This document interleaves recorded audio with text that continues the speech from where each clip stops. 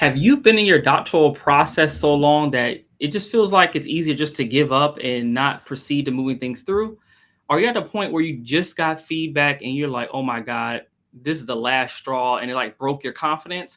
If so, I want you to watch this video because I'm going to share with you in our Dear Dr. Going series a letter from a student who is experiencing something very similar. I'm going to give some strategies to the student on how to navigate this particular challenge. And I hope this will be helpful for you as well. Again, my name is Dr. Ramon Goings. I'm founder of Done Dissertation. And at Done Dissertation, our goal is to demystify the dissertation process so that you, the doctoral student, can write and defend your dissertation in 1 year or less. And on this episode of From ABD to PhD show, we're diving into our second episode of Dear Dr. Goings, where I provide and get real stories from doctoral students and give you strategies and insights on how to navigate what they are experiencing. Because I know if one person is experiencing this, then I know multiple people are. And if you happen to be someone who's interested in getting some support and needing help to get to the finish line, I would invite you to work with us and learn more about our Velocity Group Coaching Program. You can learn more at www.velocitydissertation.com, or you can scan the QR code that is here on your screen. All right, so now let's get into it. I want to share with you all this note that we received from a student, and I want to see what your thoughts are. And I'm going to talk through what my strategies or insights would be for this particular student. So let's learn more about our current student. So this letter comes from Juan, and Juan says, Dear Dr. Goings, I feel like I'm in an episode of Groundhog's Day, and I am round and round like a hamster on the same feedback with my chair. This has been happening for at least 6 months now, and I feel like this is a joke. Every time I address my chair's feedback and submit, my chair comes back with the same suggestions as if I didn't even address the feedback. I don't know how many different ways I can say the same thing. I'm growing beyond frustrated, and I almost blew up at my chair in our last check-in meeting. What am I doing wrong, and how do I break this vicious cycle? Sincerely, Juan. So first things first, Juan, like your experience is not uncommon, unfortunately, right? I've had it described in a number of different ways. Some folks call it what you described as like Groundhog's Day. It's like going round and round. Some folks just say it's just this never-ending loop, like you just can't get out of it. Like you're on a roller coaster, the loop keeps going over and over and over again, where there's no way to go straight and end the ride. And so, what I want to do is give you some actionable strategies on how to think through this, because again, we know that's not uncommon. And I want to give you some opportunities as a way to think about how do you even address and deal with the feedback. So first things first, when we're thinking about how to deal with this, the first part of your letter, you say, it's been 6 months now and I feel this is a joke. Every time I address my chair's feedback and submit, my chair comes back with the same suggestions as if I didn't address the feedback. Okay, I want to address that. And I want to give you a 5-step process and a way to think through this that will help you navigate the chair and their feedback. And so I'm going to share this with you. So when we're thinking about this round and round cycle, there are a number of reasons why it happens. A lot of times chairs sometimes just don't know, because they have a lot of students they're managing. What did I say to you the last time I looked at your document? And so the strategy I'm going to give to you as a way to think through this I think will be very helpful. And so first things first, whenever you get feedback from your chair and committee, the first thing you're going to do, and you've got to do this first, is actually read all of the feedback, because you'd be surprised sometimes because we might start reading feedback and we get to a point where we get a piece of feedback that we don't like and we didn't want to hear. Sometimes what will happen is that will just keep us stuck. And what ends up happening as a result is that you don't get past that particular piece of feedback. We see this a lot with our clients when they first start working with us. They come in because they're experiencing a challenge and they get the feedback. I'm like, well, did you read all the feedback? And they will say, yeah, I read up until a certain point. And I'm like, no, first things first, read all the feedback. Because a lot of times what we're able to do with our clients is actually tell them like, hey, this feedback is actually not that bad. Because one thing I want you all to know, your chair committee will always have feedback. This is literally what we are trained to do and what you're being trained to do, to be honest with you, right? So that's going to always be something that is there. What's going to be the differentiator, though, is how do you address and deal with the feedback? So again, first step in the process, you have to first read the feedback in its entirety. So make sure you do that. You got to read through all the feedback, because what you will start to notice is that it might not be as bad as you think. A lot of times we have all these perspectives about, why feedback is happening or what it's all about. And when you really sit down and read it, it's actually not that bad. Now, the next step I want you to consider, right, is that once you have read all the feedback, I want you to go ahead and get mad. It is okay to get mad at this point in time. Look, I get it, right? You worked so hard, you've done a lot of effort to get this thing done, and it's just maddening to get feedback from a chair that suggests that you might not be headed in the right direction. And I want to give you the uh, space to go ahead and get mad. I still do this to this day because, again, I'm a practitioner. All the things that I'm teaching in this, I'm a practitioner of. So I do this now, not necessarily for my dissertation anymore because I'm long gone from that, but I do this with publications. I get feedback all the time from those reviewers, and I'm like, did they really read the study? Did they really know what I was talking about? So get mad. That is okay. That should be part of it. Say all the things you need to say. Even if you have in your mind, you want to, write that nasty email that that you're thinking about.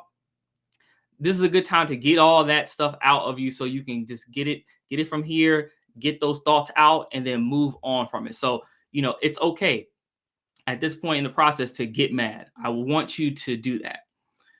And if this is resonating for some folks who are watching so far, please let me know your thoughts in the comments if anything has struck you so far. And if you happen to be watching this on YouTube, please hit the subscribe button. We found that it's like 93% of people who watch our videos on YouTube are not a subscriber. So if you're not a subscriber yet, please hit the subscribe button and the notification bell so that you know when new episodes of From ABD PhD show and our other content is coming out. So in our case for Juan, step 2, get mad. So just to recap, step 1, we're going to read all the feedback. Step 2, get mad. That's okay. Step 3, this is going to be something that could be a challenge and might go against what you think I would say. Step 3, I want you to actually take a 24-hour break away from writing. Here's why. When you're doing this project so long, it can get quite overwhelming. And what ends up happening a lot of times when you're doing this writing is that you get so consumed with it, right? And it just seems like I can never take a break. But trust me, whenever you get feedback, especially feedback that you don't agree with, that is the perfect time to take a break from the writing. And when I say break, 24 hours, that's all you need, because what that's going to allow you to do is just get a fresh perspective of what's happening. You can take a step back from this and you don't have to think about it for a moment, but you're going to come back to it after 24 hours. But you just need a break. I would say the dissertation process is so cognitively demanding that sometimes we need breaks. Like, as I mentioned all the time, I got to a point when I was like in my doctoral program, when I was taking classes, teaching all day as a K through 12 teacher, then driving an hour and a half to class, taking classes from like 4 to 10 p.m., and then driving an hour back home. I was doing this for years, and it got to a point where the day I left the house, I left the phone off the hook, the refrigerator door open, and my door to my home slightly cracked. And my wife Renee was like, "Look, man, you're going to have to get it together and do something different." And so because of that, you sometimes need to break away, especially when you get the feedback that you just can feel like it's deflating. And Juan, you mentioned that the feedback is like, oh my God, more of this. It's like, did they not read what I was doing? So that's going to be really important and something that I would consider for you as you are thinking through this process. And so the key is, once you take your 24-hour break, what you're going to do next, again, 24 hours later, I'm going to reiterate that because I think that's really important. You're going to what you're going to do, take a 24-hour break. And then what you're going to do is actually organize what you have written and organize the feedback by the section. Because a lot of times, and this is helpful when you're dealing with feedback from multiple people. So maybe you got feedback from 2 committee members and you're trying to figure out, how do I reconcile what they've asked me to do? This is important, like to organize how you get the feedback. And what you can do is, I always say, organize it by section. Because let's say, for instance, you had 2 committee members who reviewed your work, right? And you look through their feedback, but you notice that committee member 1 and committee member 2, they said, oh, there's an issue with a lack of tying in your theoretical framework to your actual studies. So they're like, you explained it well, but you didn't tie it in. Now, because, committee member 1 and 2 said that when you address that feedback one time, it satisfies both people. But the only way you know this is by organizing the feedback by section. And then you will start to notice, like, hey, there are particular sections that both people are having feedback about. Then that means, all right, that may be a place of emphasis. Or what you find in some cases that maybe both of your committee members don't agree on a particular area. Maybe one thought you did a good job, one thought you didn't. Now this provides an opportunity for you to meet with those committee members and say, hey, I noticed that in the feedback, see here written that committee member one, you suggested I do A. Committee member two, you suggested I do B. But if I do A's, what they've asked me to do, it will go against B. And if I do B's, it goes against A. How would you all like for me to rectify this? Now that opens up a conversation and allows those committee members to figure things out and not rely on you to have to be a mind reader, right? So as you're thinking through this and you're going through the Groundhog's Day, what might feel like this endless loop, you have to recognize that you have some ways to kind of get folks back together and get them on board with how this is supposed to go. Again, this is something that oftentimes we don't think about and don't do, but this is a strategy that I promise you, if you implement, it will solve a lot of the lack of clarity that you might have about what's happening in your dissertation process so far. So remember, you're going to, after you take your 24-hour break, organize the feedback by section. Again, if this is resonating with you, let me know in the comments, or let me know if you have any follow-up questions. I'll come back around after this recording and then answer any questions that you all might have related to this topic. And again, if you're watching this on YouTube or in our LinkedIn, make sure that you add us and subscribe to our channel. Especially on YouTube, make sure you subscribe, hit the notification bell. If you're watching this on LinkedIn, make sure you add Done Dissertation to your LinkedIn so that you know when we have new content that is coming out. So now, once we get this step together, the last step of what you're going to do, and this will solve for you, Juan, the situation that's happening where you find that your chair is asking you to do things that you already rectified. What you're going to do is that anytime you submit a revision, you're going to provide a letter that's going to outline the changes. This is going to be a key strategy for you in this situation, especially for folks watching. This is especially true when you're dealing with a dissertation chair of yours that seems to be sometimes aloof or maybe absent-minded about things, just not because of them as a person, but because they're probably dealing with a number of students trying to figure out how to balance it all. And these types of things can happen. So anytime that you submit changes, you're going to submit a letter back. What this letter allows you to do is, one, it allows you to keep documentation of what's going on. So no one can say it's not clear about what you did because you actually provide a letter. And in this letter, what you would suggest and put is like each of the comments and things that they wanted you to do. And then you're going to provide a response saying, hey, I addressed this particular comment on this page. Here's what I did and why. You're going to do this for all the feedback. I promise you start submitting these letters back to your chair and committee members, it solves a lot of headache, and it will stop this endless loop, because at some point you're going to start saying, hey, I addressed this. Actually, look at the letter I submitted to you. You got to get this into this practice. This is something that in our velocity coaching program, we give you all the templates and know how to do so that you don't even think about how to put it all together. This is one of the benefits of working with us. Again, I want to give you the strategy, but when you work with a coach and you get the support that you need, we're able to take it a step further by helping you implement and knowing more context about what you have going on that's unique to your situation with your chair and committee members. So this is where there's a benefit to working with a program like ours. So again, I hope this was helpful for you, Juan, and your concern about having this endless loop. So just to recap, step one, you are going to read all of the feedback. Again, all the feedback. Step two, you are going to get mad. It's all right to get mad. That's something that we do as part of this journey. It's all right to get mad when you get feedback you don't like or care for. What you're going to do next is take a 24-hour break, because again, the process is so cognitively demanding on you. Sometimes you need a break, especially when you get feedback that can be more so deflating. Step four is when you get when you start going back to your document 1 day later, not 1 week, not 1 month, right? 24 hours, 1 day later, you're going to come back to the document. And then we're going to organize all the feedback. So extract the feedback and then organize it by section.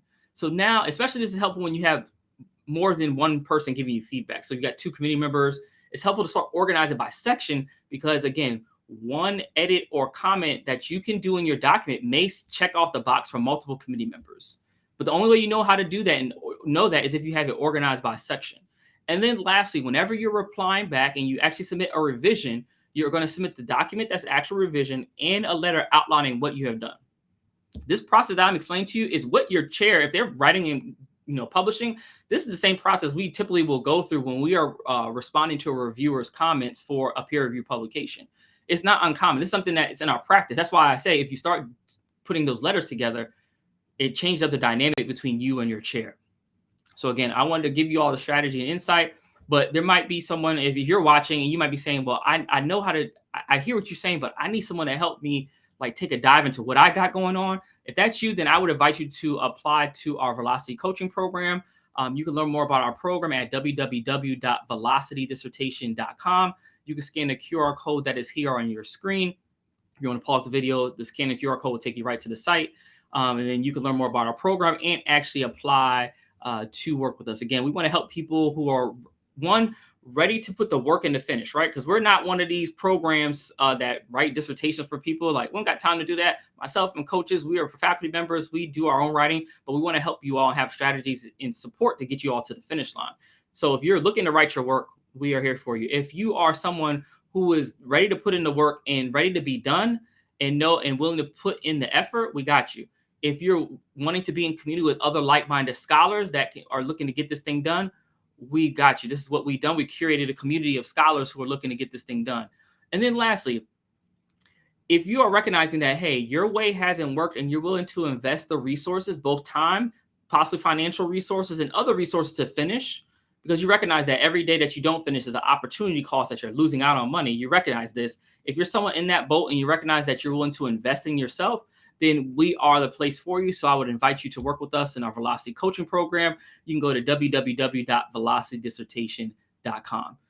Again, I want to say thank you all so much for watching this episode from ABD to PhD show. If you have any questions, let me know in the comments. If something resonated with you, let us know. I would love to hear more. If you have any other questions, please drop them in the comments, because that helps to generate other content that is beneficial for what you're going through as a doctoral student. And make sure that you hit the like and the subscribe button on YouTube, add us on your LinkedIn, and then send us out to 3 people that you know are struggling going with this merry-go-round with their dissertation chairs and need a solution. And we give you the solution in less than 20 minutes. And so with that said, I want to say thank you so much for watching this episode. And until next time, I hope you all have a great week, and let's get those dissertations done. Take care.